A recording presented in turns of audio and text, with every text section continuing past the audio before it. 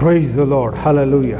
परमेश्वर का धन्यवाद हो इस अवसर के लिए जो परमेश्वर ने दिया है कि हम लोग परमेश्वर की उपस्थिति में समय व्यतीत करें। जैसा कि परमेश्वर का सेवक, तो ये भजन का लेखक कहता है, क्या ही मनभावनी और सुहावनी बात है कि परमेश्वर के जो लोग हैं वो आपस में मिले रहते हैं। तो जबकि हम लोग परमेश्वर की आराधना में समय व्यतीत कर रहे हैं, हम लोग प्रभु का वचन देखेंगे जो परमेश्वर ने मुझे आज इस रविवार को संदेश दिया है कि मैं आपके साथ बांटूं। वो है 2 कुरिन्थी 4 अध्याय 8 और 9 वचन। हम चारों ओर से क्लेश तो भोगते हैं पर संकट में नहीं पड़ते, निरुपाय तो हैं पर निराश नहीं होते, सताए तो जाते हैं पर त्यागे नहीं जाते, गिराए तो जाते हैं पर नष्ट नहीं होते। प्रभु का धन्यवाद हो इस वचन के लिए।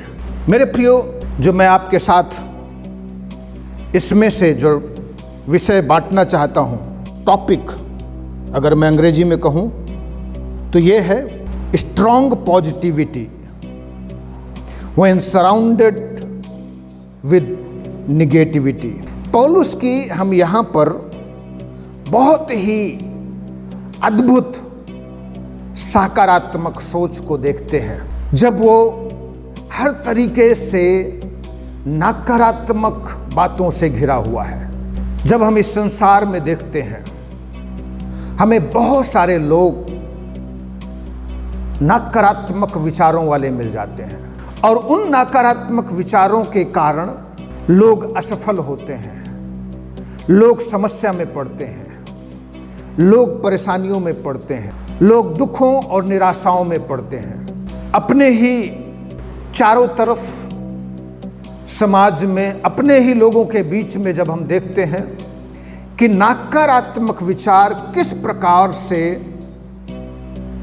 मनुष्यों के जीवन में बुरा असर डालता है। नॉर्मली हम पारिवारिक जीवन में देखते हैं, जब पति पत्नी का रिश्ता होता है, दोनों पति पत्नी जीवन व्यतीत करते हैं एक दूसरे के साथ, तो पति का पत्नी के प्रति नकारात्मक विचार रखना अर्थात संदेह करना और पत्नी का पति के प्रति नकारात्मक विचार रखना और संदेह करना, जब ये दोनों आपस में एक दूसरे के लिए संदेह रखते हैं, नकारात्मक विचार रखते हैं, तो किस प्रकार से समस्या खड़ी होती है, लड़ाई झगड़ा खड़ा होता है।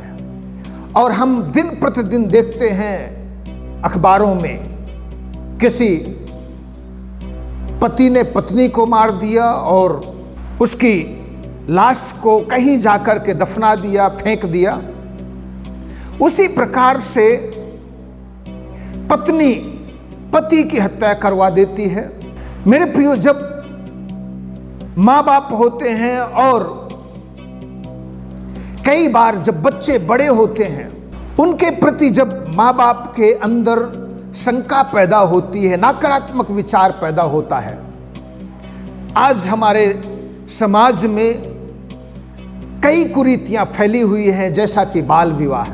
बाल विवाह का मुख्य कारण यही है कि माता पिता अपने बच्चों पर भरोसा नहीं रख पाते हैं, संदेह रखते हैं, जिसके कारण इससे पहले वो किसी बात के विषय में निर्णय में आए, माता पिता जबरदस्ती में उनका विवाह करवा देते हैं ताकि समाज में उनकी इज्जत ना खत्म हो। अगर हम स्थानीय भाषा में कहें, उनकी नाक ना कटे। तो इस विचार के कारण लोग अपने बच्चों का विवाह बहुत ही छोटी उम्र में कर देते हैं और यही गलत धारणा के कारण हमारे समाज में बहुत सारी कुरीतियां फैल गई हैं। लेकिन मेरे प्रियो, इन कुरीतियों के बीच में, इस संसार के निगेटिविटी के बीच में बहुत सारे लोग और भी बहुत चीजों के विषय में नकारात्मक विचार रखते हैं। जब कोई व्यक्ति समस्या से होकर के गुजरता है और चारों तरफ के लोगों को देखता है कि उसके मन में एक धारणा पैदा हो जाती है, दूसरे लोग सब लोग खुश हैं, दूसरे लोग सब लोग आनंदित हैं, एक मैं ही व्यक्ति ऐसा हूं जो मेरे ही जीवन में कठिनाइयां हैं, जो मेरे ही जीवन में परेशानियां हैं, जो मेरे ही जीवन में समस्याएं हैं। और इस प्रकार से एक गलत अवधारणा मनुष्यों को सदैव गलत रास्ते पर ले जाती है। परमेश्वर के सेवक के जीवन में देखते हैं, उसके जीवन के कुछ पहलुओं पर नजर डालते हैं। पौलुस कह रहा है, सताए तो जाते हैं पर त्यागे नहीं जाते, गिराए तो जाते हैं पर नष्ट नहीं होते हैं। 8वें वचन में, हम चारों ओर से क्लेश तो भोगते हैं पर संकट में नहीं पड़ते, निरापाय तो हैं पर निराश नहीं होते। पहली चीज जो हम देखते हैं यहां पर पौलुस के जीवन में, चूंकि वो सेवा में, मिशनरी कार्य में इन्वॉल्व था, शामिल था, परमेश्वर जब उसको लेकर के आया विश्वास में, उससे पहले वो कलीसिया का सताने वाला था और लोगों को घसीट करके लाता था, मारता था और उनको बंदी गृह में डाल देता था। लेकिन जब प्रभु के पास आया, यीशु मसीह ने उसे दर्शन दिया, यीशु मसीह ने जब हनन्याह को बताया कि वो मेरे लिए एक चुना हुआ पात्र है कि वो राजाओं, हाकिमों के सामने, यहूदियों और अन्य जातियों के सामने मेरा गवाह ठहरेगा।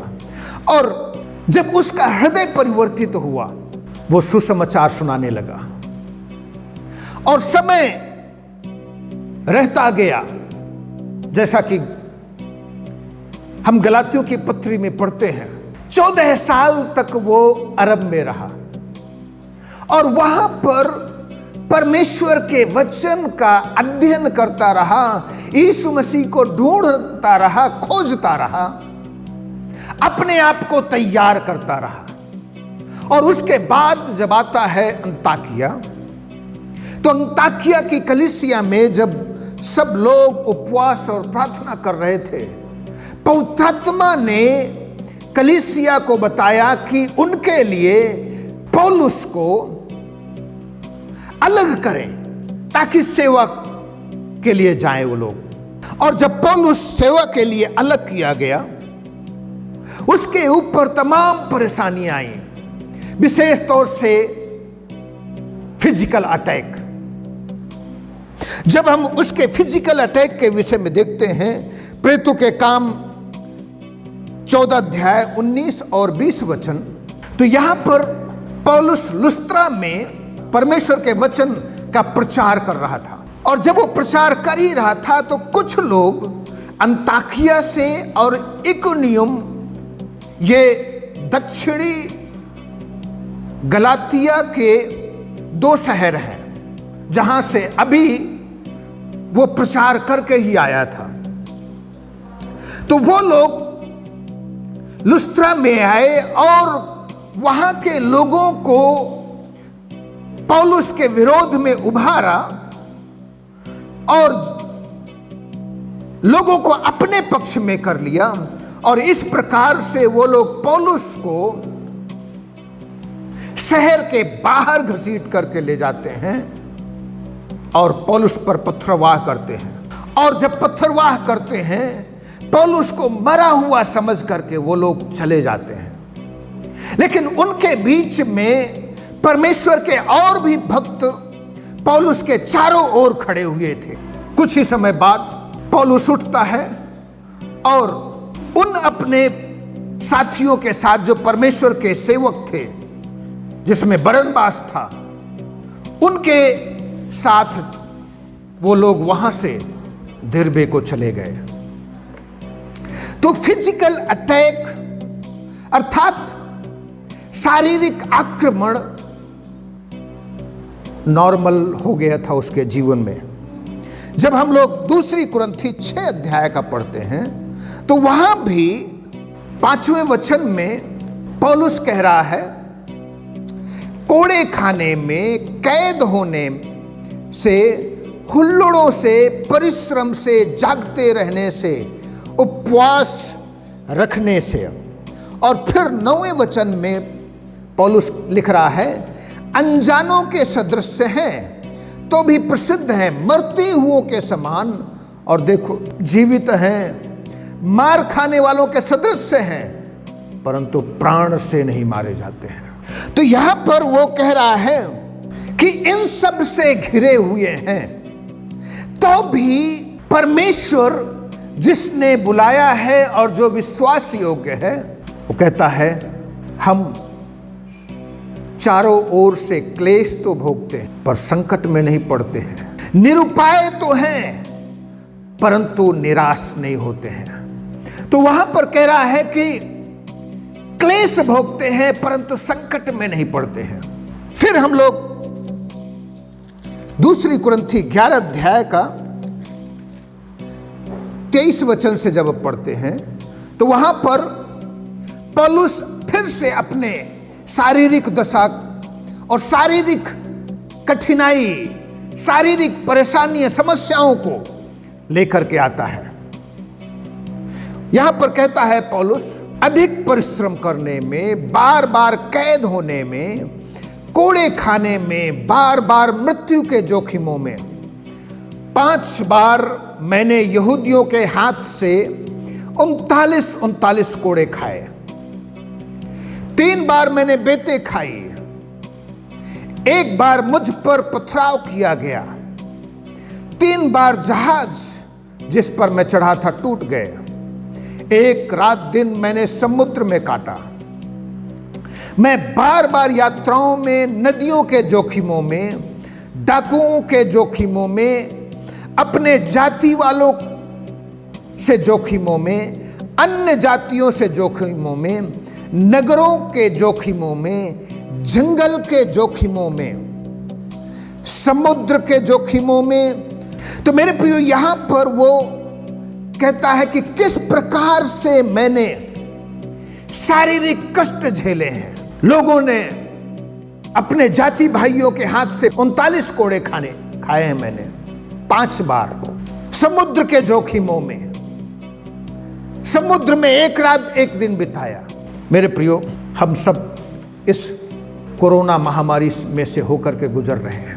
इनमें से कई लोग बीमार हुए हैं, कई लोग परेशान हुए हैं, कई लोगों के जीवन में समस्याएं आई हैं, दुख आए हैं, निराशाएं आई हैं। इन दिनों में मसीह विरोधी ताकतें बहुत उठ खड़ी हुई हैं और कई विश्वासी लोगों को तो मारा गया है, कई विश्वासियों को तो जान से मार दिया गया है। कई विरोधी लोग मसीहों को बहुत बुरी तरीके से सताते हैं और मारते हैं। ऐसी दशा में जब हम परमेश्वर के सेवकों के विषय में देखते हैं, चर्चा करते हैं, सुनते हैं कि किस प्रकार से परमेश्वर के सेवक लोग सताए गए। स्तिफनुस पत्थरवाह कर दिया गया, पतरस यूहन्ना को बेतें मारी गई, डंडों से पिटवाया गया, जेम्स अर्थात याकूब जो यूहन्ना का भाई था उसका गला काट दिया गया, पतरस को बंदी गृह में डाल दिया गया, पौलुस को पर पत्थरवाह किया गया।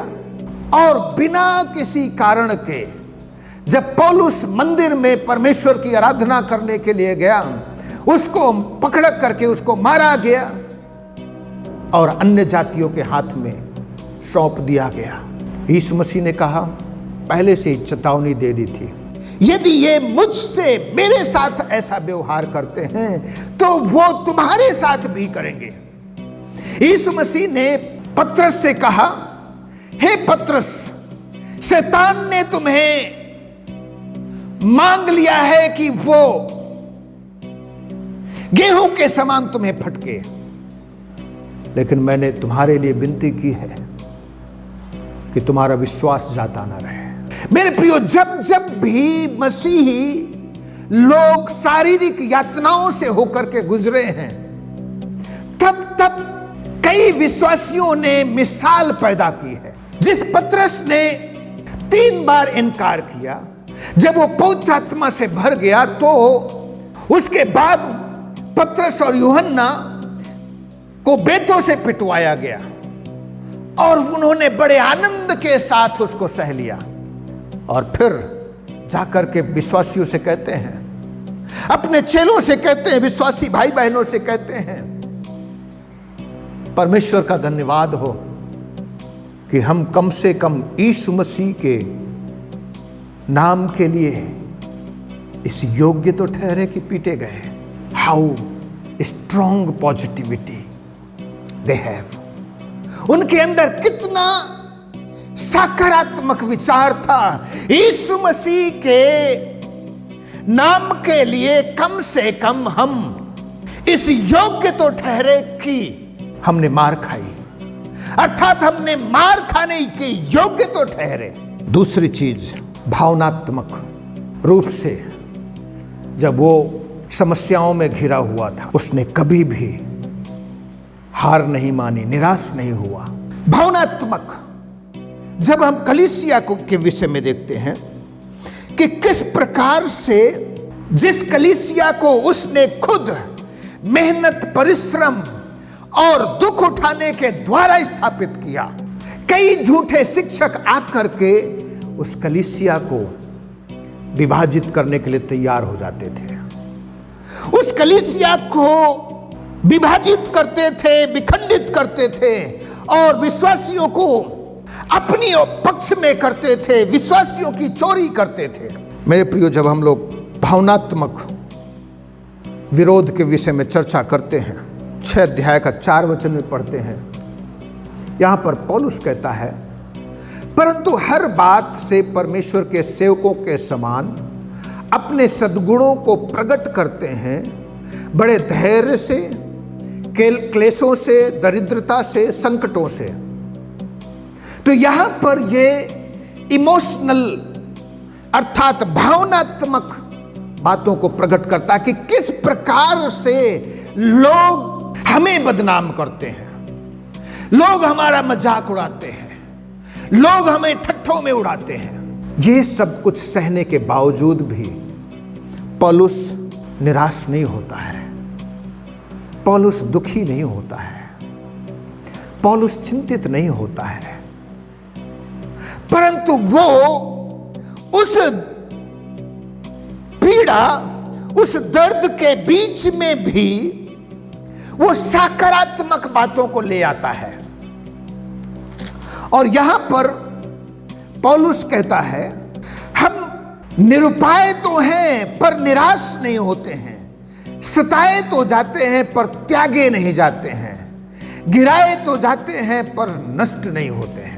गिराए जाते हैं, हमारी बेइज्जती की जाती है, हमारा मजाक उड़ाया जाता है। जब आप लोग और हम पढ़ते हैं पौलुस के इन पत्रियों के विषय में, विशेष तौर से 2 कुरिन्थी, कि किस प्रकार से पौलुस अपने आप को डिफेंड करता है, अपने आप का बचाव करता है। क्योंकि जब वो इफिसुस से जाकर के शॉर्ट ट्रिप देता है कुरिन्थियों के शहर में और चीजों को सही करता है, और उसके बाद जब वो आता है तो जो झूठे शिक्षक हैं वो पौलुस को बदनाम करते हैं। और उसके प्रत्युत्तर में ये 2 कुरिन्थी पौलुस लिखता है। ये 3 जगह है, 3 जगहों में से एक है जहां पर पौलुस अपने आप का बचाव करता है, अपने दुखों और कष्टों और निराशाओं को का वर्णन करता है कि किस प्रकार से मैं समस्या से होकर के गुजरा, किस प्रकार से परेशानियों से होकर के गुजरा, लेकिन तो भी उस परमेश्वर ने मुझे निरुपाय नहीं किया, उस परमेश्वर ने मुझे छोड़ा नहीं, उस परमेश्वर ने मुझे त्यागा नहीं। हालेलुया। पहला दुखों के विषय में जो पौलुस बताता है, 2 कुरिन्थी 4 अध्याय का 8 और 9 वचन, फिर 6 अध्याय का 4 वचन से लेकर के 10वें वचन तक, और तीसरा जो अकाउंट पौलुस बताता है 11 अध्याय का 23 वचन में से लेकर के जब हम लोग पढ़ते हैं 29 वचन तक, तो 26 वचन में वो अपने उसके विषय में कहता है, मैं बार बार यात्राओं में, नदियों के जोखिमों में, डाकुओं के जोखिमों में, अपने जाति वालों के से जोखिमों में, अन्य जातियों से जोखिमों में, नगरों के जोखिमों से, जंगल के जोखिमों में, समुद्र के जोखिमों में और झूठे भाइयों के बीच जोखिमों में। किस प्रकार से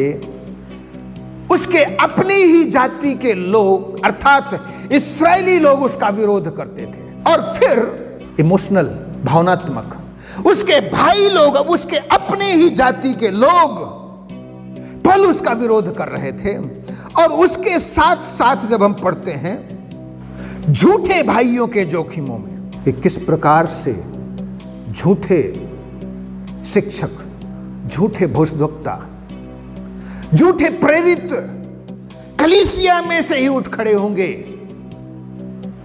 पौलुस ने प्रेरितों का काम 20 अध्याय में इफिसुस के विश्वासियों को बताया था, तुम्हारे ही बीच में से खड़े होंगे। तो उनके बीच में से खड़े हुए थे और पौलुस को बदनाम कर रहे थे। हाउ ग्रेट ट्रेजेडी, जिनके लिए पौलुस ने दुख उठाया, उन्हीं में से ही लोग उठ करके खड़े हो गए और पौलुस को बदनाम करने लगे। ये कोई नई बात नहीं है मेरे प्रियो। यीशु मसीह ने कहा ठोकरों का लगना अवश्य है, हाय जिसके कारण ठोकर लगती है। यीशु मसीह ने कहा जिसने मेरी रोटी खाई उसी ने मेरी ओर लात उठाई। 3.5 साल तक यहूदा इस्करियोती यीशु मसीह की रोटी खाता था, उसका खजांची था, वो पैसा चोरी कर लेता था क्योंकि संतुष्ट नहीं था। मेरे प्रियो, जब हम लोग देखते हैं इनके 12 चेलों में से लगभग सभी विवाहित थे, सभी का अपना परिवार था, लेकिन ये सब चेले यीशु मसीह के साथ पूरे 3.5 साल तक रहे। उनका खर्च कौन चलाता था? उनके परिवार का, उनकी पत्नी, बच्चों का, यीशु मसीह। लेकिन तब भी वो संतुष्ट नहीं था। यहूदा इस्करियोती उस थैली में से कुछ पैसा निकाल करके वो तब भी भेज देता था अपने परिवार के बीच में। यीशु मसीह की रोटी जिस व्यक्ति ने 3.5 साल खाई, उसके परिवार ने खाया, अंत में 30 चांदी के सिक्कों के लिए उसने यीशु मसीह को बेच दिया। मेरे प्रियो, हम यीशु मसीह से बढ़कर नहीं हैं। आप लोग जिस पर सबसे ज्यादा भरोसा रखते हैं वही आपका विरोधी हो जाएगा। अल्टीमेट में, अंत में आप पाएंगे इस दुनिया का कोई भी व्यक्ति आपके साथ नहीं खड़ा है। अगर कोई खड़ा है तो वो सिर्फ और सिर्फ यीशु मसीह खड़ा है। हालेलुया। तीसरी चीज, आत्मिक चुनौतियां उसके सामने बनी रहती थी। आत्मिक समस्याएं, चुनौतियां उसके सामने बनी रहती थी क्योंकि वो दुष्ट आत्माओं का सामना करता था, दुष्ट आत्माओं को निकालता था। तो कई बार दुष्ट आत्माएं जो है आक्रमण करती थी उस पर।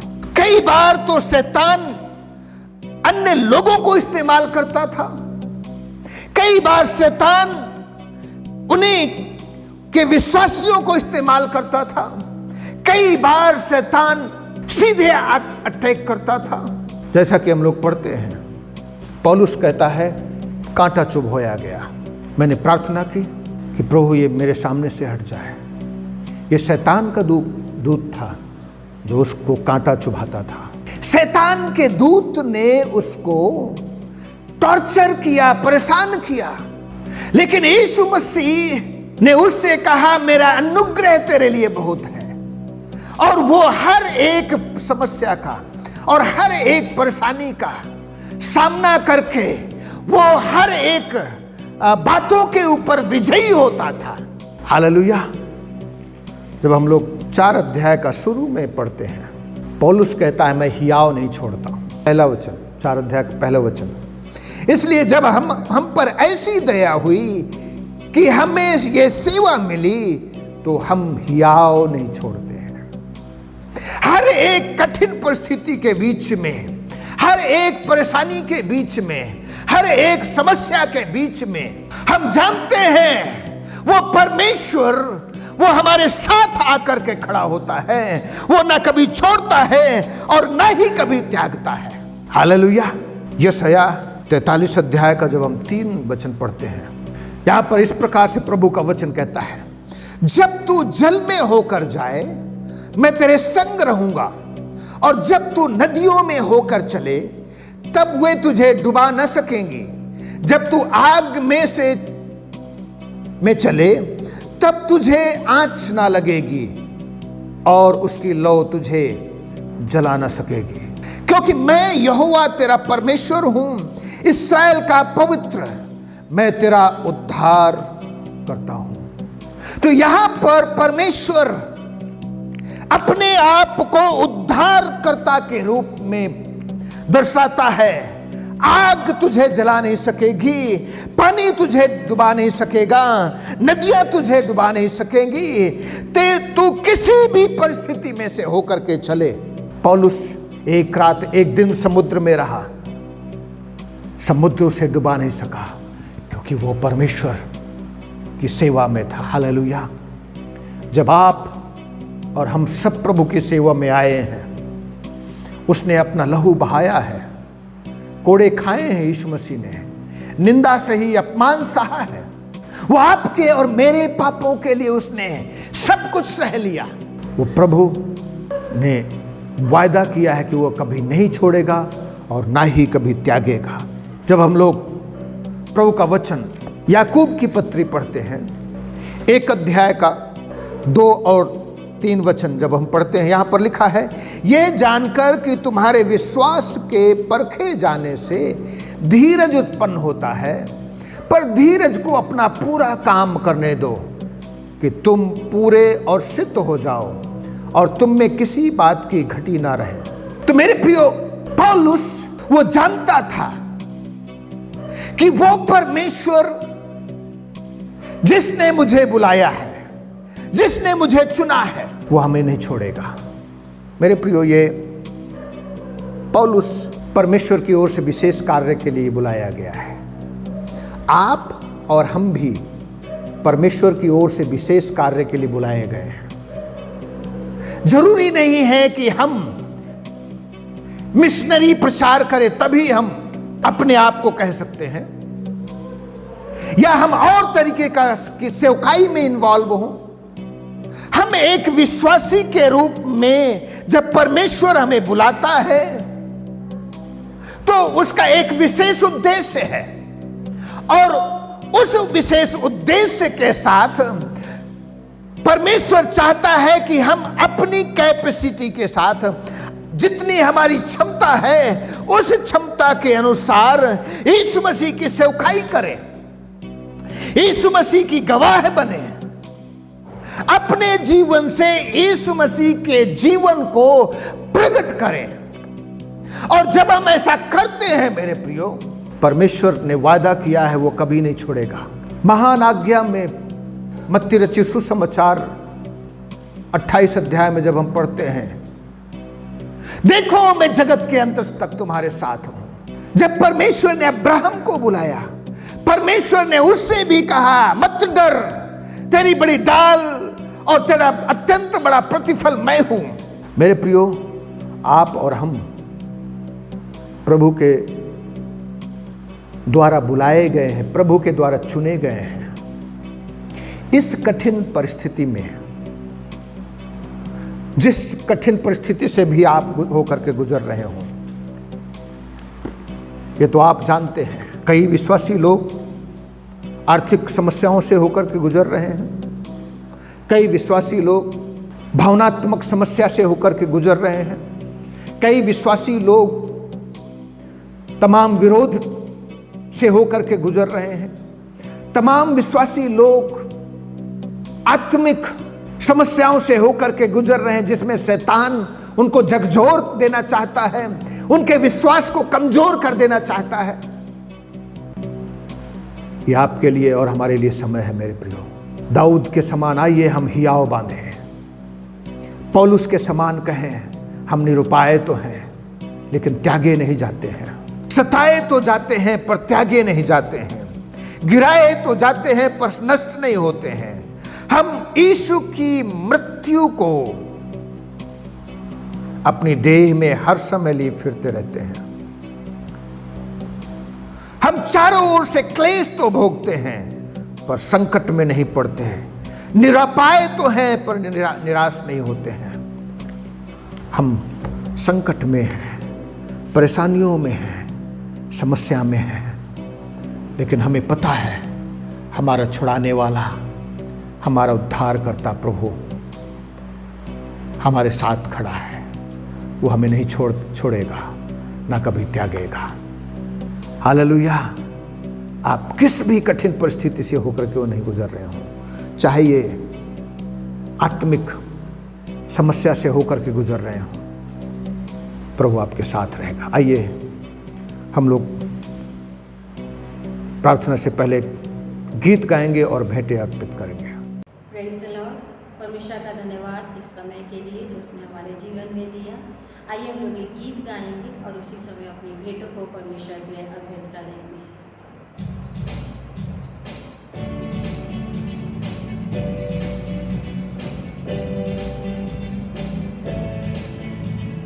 जैसे मैं मूसा के साथ साथ था, वैसे ही तेरे भी साथ रहूंगा।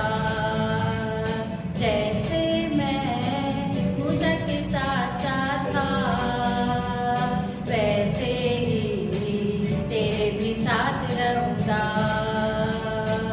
रसदार न होऊंगा मैं तुझसे, रसदार न होऊंगा मैं तुझसे, और तुझे न कभी छोड़ूंगा। जैसे मैं मूसा के साथ साथ था, वैसे ही तेरे भी साथ रहूंगा। मेरे कलाम से न जाए मुड़ना, मेरे कलाम से न बाए मुड़ना, मेरे कलाम से न जाए मुड़ना, मेरे कलाम से न बाए मुड़ना। मुरझाए लोग ये सारे, मुरझाए लोग ये सारे, मैं तुझसे न मुँह मोड़ूंगा। जैसे मैं मूसा के साथ साथ था, वैसे ही तेरे भी साथ रहूंगा। हौसला रख मजबूत हो जा, बेदिल ना हो खौफ न खा। हौसला रख मजबूत हो जा, बेदिल ना हो खौफ न खा। जिंदगी भर कोई शख्स तेरे सामने, जिंदगी भर कोई शख्स तेरे सामने, देख खड़ा न कभी रह सकेगा। जैसे मैं मूसा के साथ साथ था, वैसे ही तेरे भी साथ रहूंगा। जैसे मैं मूसा के साथ साथ था, वैसे ही तेरे भी साथ रहूंगा। Praise the Lord. हालेलुया। आइए हम लोग प्रार्थना करें। सर्वशक्तिमान परमेश्वर पिता, जब हम तमाम तूफान से चारों ओर घिरे हुए हैं, हमें स्मरण दिला प्रभु कि तू उस तूफान में भी हमारे पास है। जब चेले लोग तूफान में घिरे हुए थे, तू उस समय भी उनके नाव पर मौजूद था। हमारे परमेश्वर पिता, अनुग्रह करता कि हम जाने इस कठिन समय में भी तू हमारे साथ है प्रभु। चाहे ये कोविड हो, चाहे महामारी हो, चाहे वो विरोध हो, कोई भी समस्या क्यों ना हो, परमेश्वर तू ना कभी छोड़ेगा और ना कभी त्यागेगा। प्रभु तू हमारे साथ है। प्रभु हमारी सहायता मदद कर। पवित्र आत्मा तू हम पर प्रकट कर, अपना अभिषेक दे, ताकि बड़े आनंद और उत्साह और बड़े उन्माद के साथ प्रभु हम तेरे साथ चल सके और जीवन व्यतीत कर सके। प्रभु तू सभी की जरूरत को पूरा कर। धन्यवाद करते परमेश्वर। प्रार्थना करता हूं प्रभु, आज जितने लोग प्रभु तेरा वचन सुन रहे हैं और जो लोग बीमार हैं, तू हर एक को स्पर्श कर और हर एक को छू करके चंगा कर। इसी वक्त बीमारी की हर एक ताकत यीशु के नाम से टूट जाए, खत्म हो जाए प्रभु, और छू करके चंगा कर दे। तू आश्चर्य कर्म कर। धन्यवाद करते तूने प्रार्थना को सुना है। यीशु के नाम से इस विनती प्रार्थना को मांगते हैं, आमीन आमीन। अब हमारे परमेश्वर पिता का प्यार, उसके पुत्र और हमारे उद्धारकर्ता मसीह यीशु का अनुग्रह और पवित्र आत्मा की सहभागिता हम सब विश्वासियों के साथ और इस दुनिया के तमाम विश्वासियों के साथ अब से लेकर के आपके दोबारा आगमन तक लगातार होती रहे, आमीन। प्रभु आप सबको आशीष दे, सबको जय मसीह की।